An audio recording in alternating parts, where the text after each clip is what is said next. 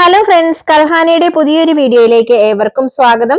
നമ്മുടെ ആറ്റുകാൽ പൊങ്കാല ഇങ്ങ് വന്നെത്തിയല്ലോ. അപ്പൊ ഇന്നത്തെ വീഡിയോ നമ്മുടെ പൊങ്കാല പായസം തന്നെ ആയിക്കോട്ടെ. ട്രഡീഷണൽ രീതിയിൽ എങ്ങനെ ആറ്റുകാൽ പൊങ്കാല ഉണ്ടാക്കാം എന്നാണ് ഇന്നത്തെ എന്റെ വീഡിയോയിൽ ഞാൻ കാണിക്കുന്നത്. അപ്പൊ നമുക്ക് വീഡിയോയിലേക്ക് പോയാലോ. പൊങ്കാല പായസം ഉണ്ടാക്കാനായിട്ട് ഞാൻ 1 കപ്പ് ഉണക്കലരിയാണ് ഇവിടെ എടുത്തേക്കുന്നത്. അതായത് നെല്ല് കുത്തിയ പച്ചരി, മട്ടയരിയുടെ പച്ചരി, ചുമന്ന പച്ചരി കേട്ടോ. അതായത് ഓരോ നാട്ടിലും അതിന് ഓരോ പേരിലല്ലേ അറിയപ്പെടുന്നത്, അതുകൊണ്ടാണ് ഞാനത് അങ്ങനെ എടുത്തു പറഞ്ഞത്. അതൊന്ന് കഴുകി ഇവിടെ മാറ്റി വെക്കാം നമുക്ക്.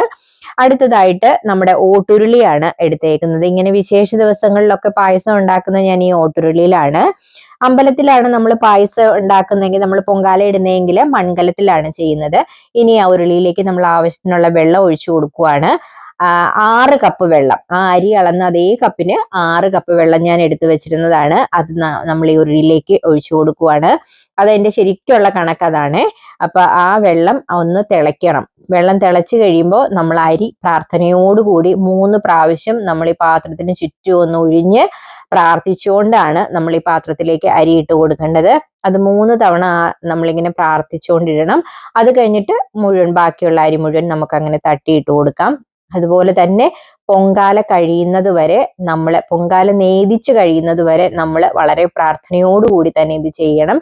അപ്പോഴാണ് നമ്മൾ ഉദ്ദേശിക്കുന്ന ഫലസിദ്ധി ഇതുവഴി നമുക്ക് ലഭിക്കുന്നത്.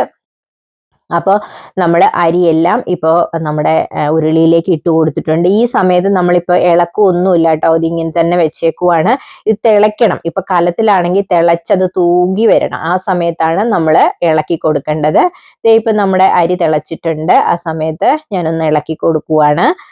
നിങ്ങൾ കണ്ടിന്യൂസ് ഇളക്കേണ്ട കാര്യമൊന്നുമില്ല, ഇടയ്ക്കൊന്ന് ഇളക്കി കൊടുത്താൽ മതി. ഇപ്പൊ നമ്മുടെ അരി വേകണം. വെന്ത് കഴിഞ്ഞിട്ട് വേണം നമ്മൾ ശർക്കരയൊക്കെ ഇതിനകത്ത് ചേർക്കാനായിട്ട്, അല്ലെങ്കിൽ പിന്നെ അരി വേഗത്തില്ല.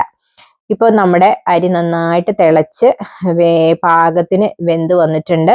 എന്നാലും നമുക്കതൊന്ന് കോരി ഞെക്കി നോക്കാം, അരി വെന്തിട്ടുണ്ടോ എന്ന്. അതൊരു 1/4 വേവായിട്ടുണ്ട്. ഇപ്പോ ഈ സമയത്ത് നമുക്ക് ശർക്കര ചേർത്ത് കൊടുക്കണം.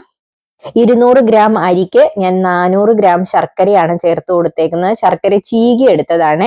ഇത് കല്ലും മണ്ണും ഒന്നും ഇല്ലാത്ത നല്ല ശർക്കരയാണ്, അതുകൊണ്ടാണ് ഇങ്ങനെ ചീകി എടുത്തേക്കുന്നത്. നിങ്ങൾക്ക് വേണമെങ്കിൽ വീട്ടിൽ നിന്നും ശർക്കര പാനി ഉണ്ടാക്കി ഒരു കുപ്പിയിൽ, ഒരു ഗ്ലാസ് കുപ്പിയിൽ വെള്ളം ആക്കി നമുക്ക് കൊണ്ടുപോകാൻ പറ്റും.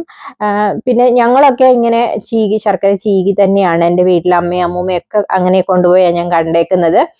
എന്നിട്ട് ആ ശർക്കരയിലേക്ക് നമ്മൾ 1 ടേബിൾ സ്പൂൺ നെയ്യും കൂടെ ഒഴിച്ചു കൊടുക്കുന്നുണ്ട്. ഇനി ഈ ശർക്കരയിൽ കിടന്ന് ഈ പായസം നന്നായിട്ട് വറ്റി വരണം. എക്സ്ട്രാ വെള്ളം ഒന്നും ഒഴിക്കണ്ട. നമ്മുടെ ശർക്കര ഉരുകി പാനിയായിട്ട് വരും. അതിൽ കിടന്ന് ഈ പായസം നല്ലതായിട്ട് വരണ്ട് വരണം. അപ്പൊ അതിന് ഒരു പ്രത്യേക ടേസ്റ്റ് കിട്ടാൻ വേണ്ടിയിട്ടാണ് നമ്മൾ ഈ സമയത്ത് നെയ്യ് ചേർക്കുന്നത്. ആ നെയ്യും ശർക്കര പാനിയും കൂടെ ഈ അരിയുടെ കൂട്ടത്തിൽ നന്നായിട്ട് വെന്ത് വരണ്ട് വരണം. എന്നിട്ട് ഞാൻ അതിലേക്ക് ഒരു 4-5 ഏലക്ക ചേർത്ത് കൊടുക്കുന്നുണ്ട്. ഏലക്ക അങ്ങനെ തന്നെ ഇട്ട് കൊടുക്കുവാണ്. നമ്മൾ അങ്ങനെയാണല്ലോ അമ്പലത്തിലൊക്കെ പൊങ്കാല ഇടുമ്പോൾ ചെയ്യുന്നത്. നിങ്ങൾക്ക് വേണമെങ്കിൽ ഏലക്ക വീട്ടിൽ നിന്ന് പൊടിച്ചുകൊണ്ട് പോകാൻ ഒരു പ്രശ്നവും. പക്ഷെ നമ്മൾ എളുപ്പത്തിന് വേണ്ടിയിട്ട് നമ്മൾ ഇങ്ങനെ തന്നെയാണ് എപ്പോഴും ചെയ്യുന്നത്. അപ്പം ആ ഏലക്കയും കൂടെ കിടന്ന് അതിനകത്ത് കിടന്ന് വേകട്ടെ. ഇതിപ്പം ഏകദേശം ഒന്ന് വരണ്ട് വന്ന സമയത്ത് ഞാൻ 1 മുറി നാളികേരം ചിരകിയതും കൂടെ അതിനകത്തോട്ട് ചേർത്ത് കൊടുക്കുവാണ്. അതും കൂടെ അതിന്റെ കൂട്ടത്തിൽ കിടന്ന് നന്നായിട്ട് വെന്ത് വരണ്ട് വരണം. അപ്പോഴാണ് ഇതിന് നല്ലൊരു ടേസ്റ്റ് വരുന്നത് ഈ പായസത്തിന്.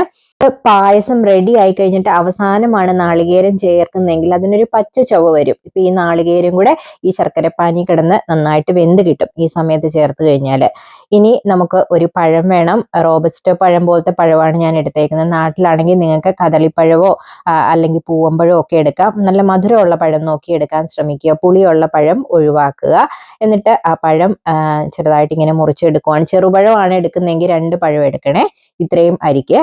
അപ്പോൾ അത് നമ്മൾ ചെറുതായിട്ടൊന്ന് മുറിച്ചെടുക്കുന്നുണ്ട്. എന്നിട്ട് പായസം ഒന്നുകൂടെ ഒന്ന് കുറുകി വരട്ടെ. അവസാനമാണ് നമ്മൾ ഈ പഴമൊക്കെ ചേർത്ത് കൊടുക്കുന്നത്.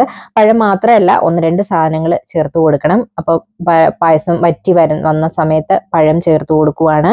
പഴം ചേർത്ത് നന്നായിട്ട് ഒന്ന് ഇളക്കി യോജിപ്പിക്കണം. ഇനി അധികം ഒന്നും അത് വരണ്ട് വരാനില്ല. അത് ഏകദേശം ഒക്കെ റെഡിയായി വന്നിട്ടുണ്ട്. ഈ സമയത്ത് ഞാൻ കുറച്ച് കൽക്കണ്ടം കൂടി ചേർക്കുന്നുണ്ട്. പിന്നെ ചേർക്കുന്നത് ഉണക്കമുന്തിരിയാണ്. നമ്മൾ അണ്ടിപ്പരിപ്പ് ചേർക്കാറില്ല ഇതിനകത്ത്, കശുവണ്ടി ചേർക്കാറില്ല. ഉണക്കമുന്തിരിയും കൽക്കണ്ടുമാണ് അമ്പലത്തിൽ നമ്മൾ പൊങ്കാല ഇടുമ്പോൾ ചേർക്കുന്നത്. നമ്മൾ വീട്ടിലെ ആവശ്യത്തിനേക്ക് ഉണ്ടാക്കുന്ന പായസം ആണെങ്കിൽ നമുക്ക് ഇതിനകത്ത് തേങ്ങാക്കൊത്തും കാഷ്യൂനട്ട്സും ഒക്കെ വറുത്ത് ചേർക്കാം.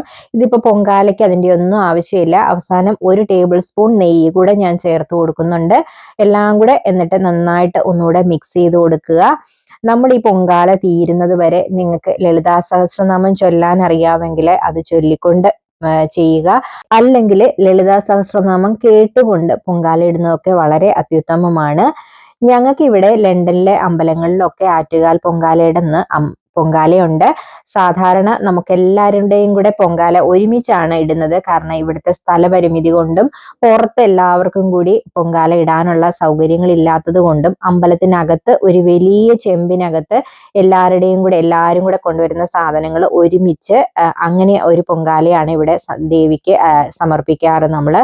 അപ്പൊ ഈ വർഷം ഞങ്ങള് വീട്ടില് പൊങ്കാല ഇടാമെന്ന് തീരുമാനിച്ചിരിക്കുവാണ് ഞാനും ചേച്ചിയും. കാരണം നമ്മൾ അവിടെ പോയി നമ്മൾ എല്ലാവരും കൂടെ ഒരുമിച്ച് പൊങ്കാല ഇടുമ്പോൾ നമ്മൾ ആ അമ്പലത്തിൽ പോയി ആറ്റുകാലില് അല്ലെങ്കിൽ ആ ദേവിയെ സമർപ്പിച്ച് നമ്മൾ വീട്ടില് നമ്മൾ സ്വന്തമായിട്ടിടുന്ന ഒരു പൊങ്കാലയുടെ ഫീൽ ഒരിക്കലും കിട്ടാറില്ല.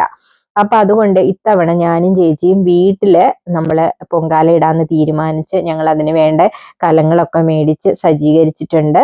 ഇപ്പൊ ദേ നമ്മുടെ പൊങ്കാല പായസം ഇവിടെ റെഡി ആയിട്ട് വന്നിട്ടുണ്ട്. ഈ സമയമാകുമ്പോൾ നമ്മൾ അടുപ്പിലെ തീയൊക്കെ കെടുത്തി പൊങ്കാല പായസം ഒരു ഇല കൊണ്ട് വാഴയില കൊണ്ട് മൂടി വെക്കണം. അടുപ്പിൽ നിന്ന് വേണമെങ്കിൽ മാറ്റി വേണമെങ്കിലും വയ്ക്കാം, അല്ലെങ്കിൽ ആ ചൂടിൽ ചിലപ്പോൾ അത് പുകഞ്ഞു പോകും. അപ്പൊ അത് ഒഴിവാക്കാനായിട്ട് നമുക്ക് ഈ സമയത്ത് അടുപ്പിൽ നിന്ന് മാറ്റി വെക്കണം. കാരണം അത് നേദിക്കാൻ കുറച്ച് സമയം എടുക്കുമല്ലോ. അപ്പൊ അതുകൊണ്ടാണ് ഞാൻ അങ്ങനെ പറഞ്ഞത്.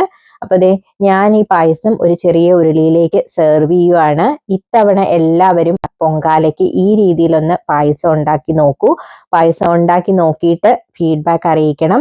എല്ലാവർക്കും ദേവിയുടെ അനുഗ്രഹം കൊണ്ട് വളരെ മനോഹരമായിട്ടുള്ള ഒരുപാട് ബ്ലെസ്സിങ്സോട് കൂടിയിട്ടുള്ള നല്ലൊരു പൊങ്കാല ഞാൻ ആശംസിക്കുന്നു. അപ്പോൾ താങ്ക് യു.